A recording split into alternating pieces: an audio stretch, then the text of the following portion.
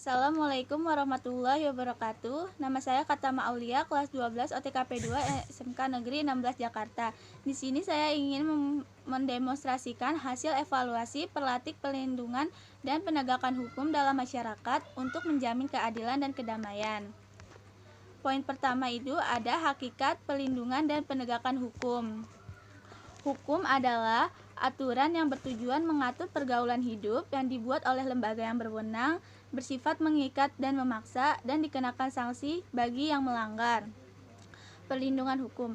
Maksud perlindungan hukum yaitu bahwa dalam proses penegakan hukum, hukum berguna untuk melindungi masyarakat, sehingga seluruh kepentingan masyarakat yang heterogen dapat terjamin dan terpelihara. Penegakan hukum. Maksud penegakan hukum yaitu bahwa dalam proses penegakan hukum, hukum berguna untuk menegakkan atau memastikan berfungsinya norma-norma hukum secara nyata, sehingga setiap bentuk pelanggaran dapat memiliki pedoman khusus dalam penanganannya dan penyelesaiannya. Suatu perlindungan dapat dikatakan sebagai perlindungan hukum apabila mengandung berbagai unsur-unsur, yaitu adanya perlindungan pemerintah terhadap warganya, jaminan kepastian hukum, dan berkaitan dengan hak-hak warga negara. Di samping itu, perlindungan dan penegakan hukum di Indonesia juga penting bagi kehidupan bernegara. Hal ini guna merealisasikan tegaknya supremasi hukum, tegaknya keadilan, dan mewujudkan perdamaian. Faktor yang mempengaruhi perlindungan dan penegakan hukum. Yang pertama itu ada hukumnya, yang kedua penegak hukum, yang ketiga masyarakat, yang keempat sarana atau fasilitas, yang kelima kebudayaan. Peran lembaga penegak hukum dalam menjamin keadilan dan kedamaian. Yang pertama itu ada Kepolisian Republik Indonesia atau Polri. Polri memiliki tugas untuk memelihara keamanan dan ketertiban masyarakat, menegakkan hukum, memberikan perlindungan, pengayoman, dan pelayanan kepada masyarakat. Yang selanjutnya itu ada Kejaksaan Republik Indonesia. Peran kejaksaan juga melakukan penyidikan terhadap tindak pidana tertentu berdasarkan undang-undang. Selanjutnya itu ada advokat.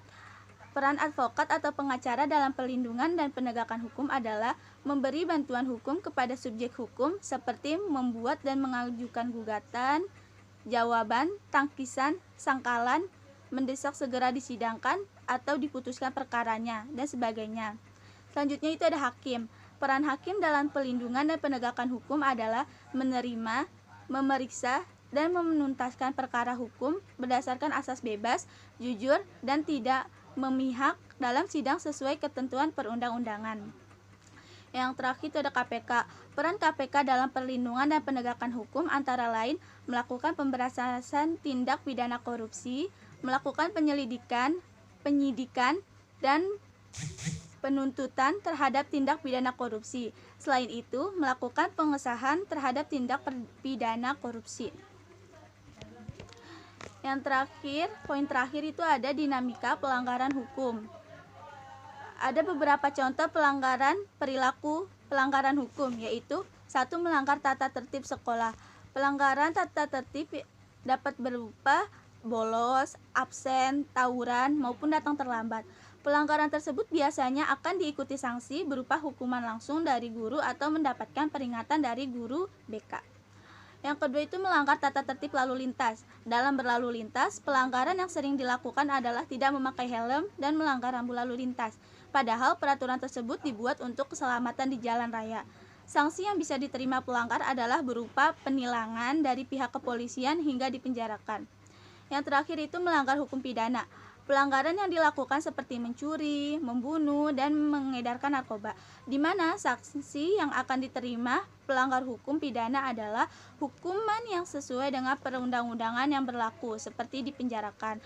Sekian video dari saya. Wassalamualaikum warahmatullahi wabarakatuh.